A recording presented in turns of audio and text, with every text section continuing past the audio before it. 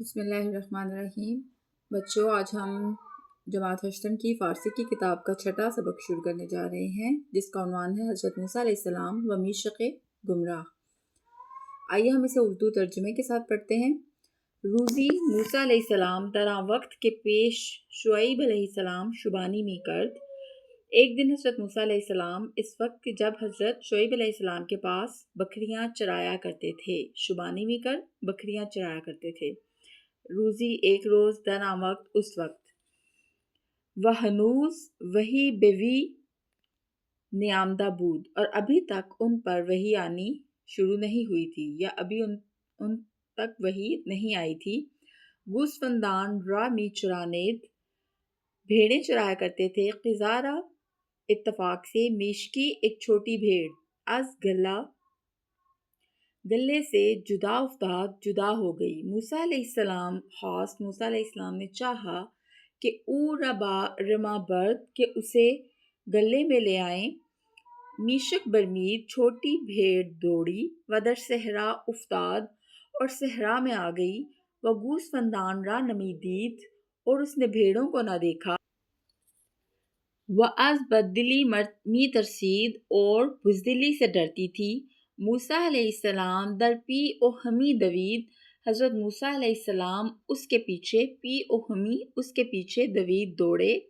تا مقدار در فرسنگ، چندانی کے 2 فرسنگ تک، چندانی کے حتیٰ کہ میش ہستہ شد، بھیڑ تھک گئی۔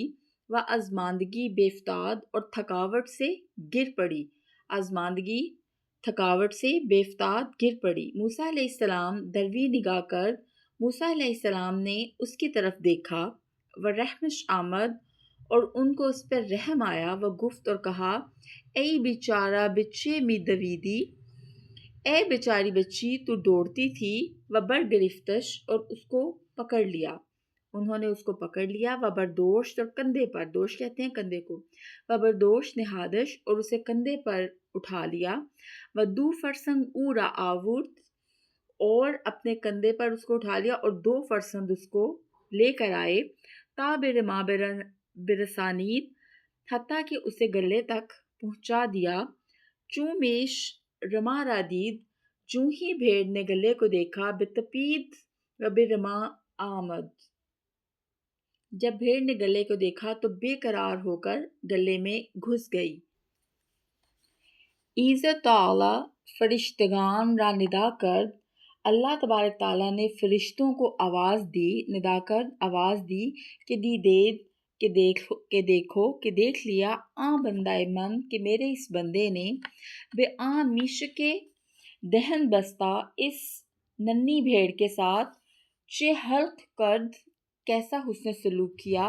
و بدان رنج کے بکشید، اور اس تکلیف کے بدلے جو کہ اس نے اٹھائی، اورا نیازر، جو کہ اس نے اٹھائی۔ و بدان رنج کے بکشید، اور اس تکلیف کے بدلے جو کہ اس نے اٹھائی، اورا نیازر، اسے رنج نہ دیا، اسے نہ ستایا۔ و بیروی ببخشود، اور اس کو بخش دیا۔ و گفت، اور کہا، بے عزت من، مجھے میری عزت کی قسم، کہ اورا برکشم و کلیم ہویش گردانم، کہ میں اسے بلند مرتبہ دوں گا۔ و کلیم ہویش گردانم، اور اپنا کلیم بناؤں گا۔ و پیغمبریش دہم، اور اسے پیغمبری دوں گا۔ و بدو کتاب فرستم، اور اس کو، و تاجہان باشد از وی گویند، اور اس کو کتاب دوں گا، اور جب تک دنیا قائم رہے گی، از وی گویند، لوگ اس کی باتیں کریں گے۔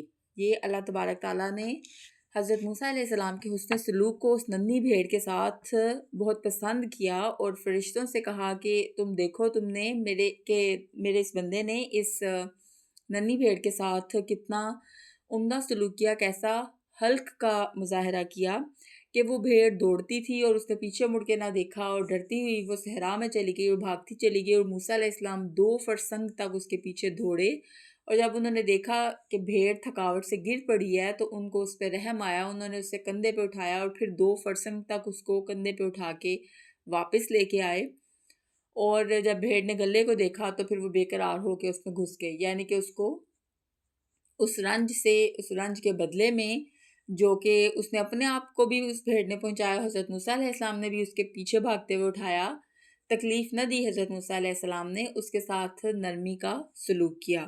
تو اللہ تبارک تعالیٰ نے کہا کہ ان کے اس سلوک کے بدلے میں مجھے میری عزت کی قسم ہے، میں اس کو بلند مرتبہ دوں گا اور اپنا کلیم بناؤں گا اور پیغمبری دوں گا، جب تک دنیا قائم ہے لوگ اس کی باتیں کریں گے۔